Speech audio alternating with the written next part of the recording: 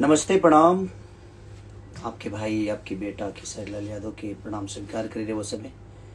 और बहुत दिन बाद आज लाइव आए बने हम इंस्टा पे। ऐसे कि बहुत सारा गाना भी रिलीज भइल बा हमारे ने, शायद करीब 15 से 20 लोग, 15 से 20 शायद, हाँ 15 से 20 गाने रिलीज हो गए बा। और सब गाना के बहुत ज़्यादा प्यार वो सब देता नहीं, चाहे ब्लू बीट से होके, आदि शक्ति से होके, अन्नपूर्णा से होके, वेव से होके, या बजाना म्यूजिक से होके, या फालतू इंटरटेनमेंट से होके।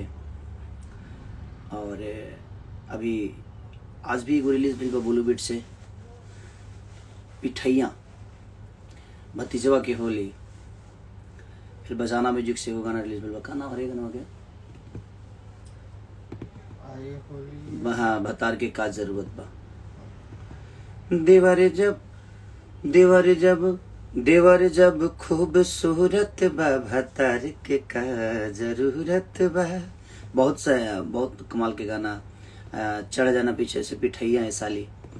फिर से एगो बहुत देहाती रोल, इनके डिमांड पर एगो देहाती गाना हम गौले बनी, जो उनकी फालतू इंटरटेनमेंट से भी आयल बा। और बड़ा प्यार आशीर्वाद रहा सबके मिला था वो गाना के, कि कमाए ले हम कबले चरैबा पहाड़ी पढ़ा रजऊ, जा कमाए ले हमारे। पिठैया वाला गाना में अक्षरा जी फीचरिंग कैले बड़ी हमरा संगे लाल यादव के मिलता।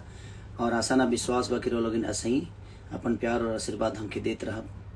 कोशिश रही जे आदमी अच्छा कुछ करे और हमेशा रहो सबके दिल और दिमाग में बसे। और एगो हमार बहुत खूबसूरत सिनेमा, जो उनकी रियलिटी सिनेमा बहुत कम बनेला।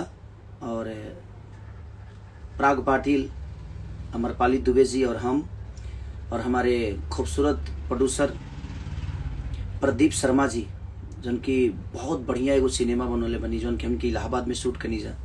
ओकर एगो गाना भी बड़ा खतरनाक है, 2-3 गो गाना बहुत औसम बावे, और उनके सुने के भी मिली या देखे के भी मिली। जब उनकी मार्च में रिलीज होके वाला बा उस सिनेमा आशिकी। तो लोग ऐसा ही प्यार आशीर्वाद दिया, ऐसा नहीं फिल्म के लोग अगर प्यार और आशीर्वाद दिया तो शायद हर आदमी खूबसूरत सिनेमा बनाने की कोशिश करी। हमनी के कोशिशें करी ले जा, रोलिंग के प्यार आशीर्वाद मिलेला तो और थोड़ा सा मनोबल बढ़ेला।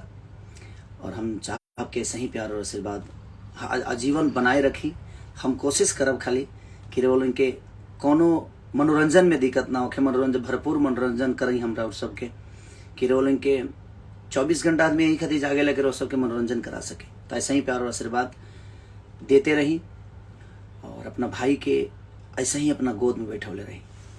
Love you all, thank you so much इतना सपोर्ट करने के लिए आप सब।